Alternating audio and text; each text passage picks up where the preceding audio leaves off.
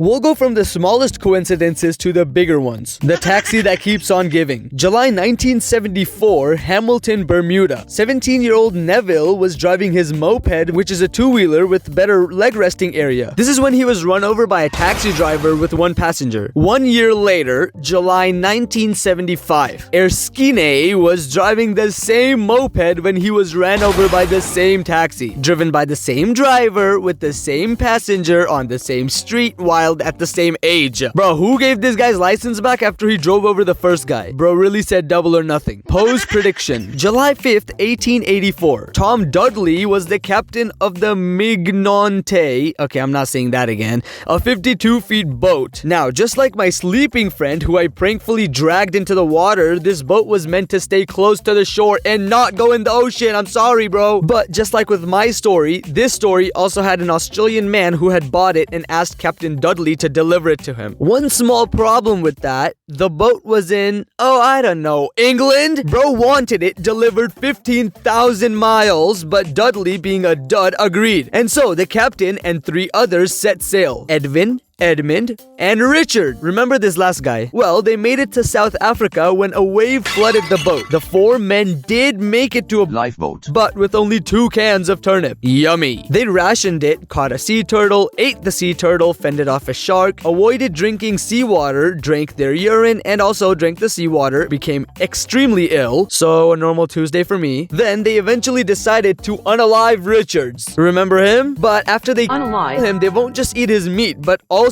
drink his blood because, you need the liquids. But why stop there? There's also some other liquids I can think of in his body. My name is Walter Hartwell White. Anyways, 4 days later, they get saved by the German, how ironic, and then arrested for murder. While the rich guy was like, "Where's me boat, bruv?" The coincidence is that Edgar Allan Poe wrote a novel 46 years earlier. Some men on a boat, headed south, wave floods the boat, 4 sailors make it to a lifeboat, catch a sea turtle, eat a human, and the guy getting chomped on was also named Richard Parker in both stories. Funny Franz Ferdinand. 1908, in this part of Europe, Austria-Hungary claimed Bosnia and Herzegovina as their own. This sent the latter into a crisis and the former grew an ugly mustache. Seriously, what is this?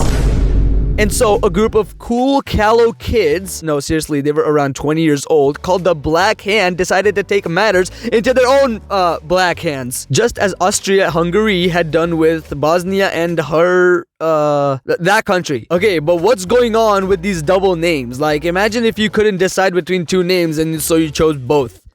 Oh, wait. The Black Paw Boys decided to shoot the Mustache Man. Here's their names, which I won't say because I didn't take Latin. We'll just call them by their first letters, though. GMVNCTND. Which actually spells out Black Hand if you squint really, really, really hard and close your eyes and just take my word for it, bruh. So, N threw a grenade at the Mustache Man's car. That ended up bouncing off the roof and went under a car and then exploded.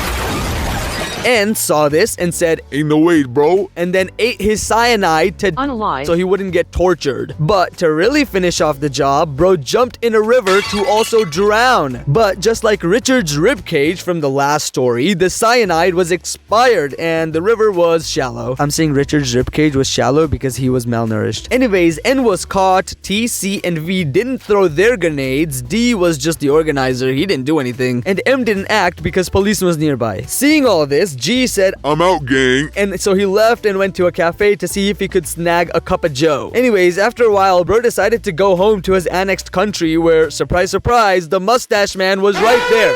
Yeah, the driver had taken a wrong turn. But anyways, seeing this, G decided to shoot his shot like he's LeBron Jordan or whatever, and basically started World War I. The coincidence is that like everybody failed and this guy was the last line of defense and he basically ended up doing his job. Okay, I don't want to make this video too long because I know y'all got worse things to do and my computer can't render long videos. I have to split them up, but I have other coincidences, so let me know if you guys want part 2. Anyways, good night, my cute little honey badgers.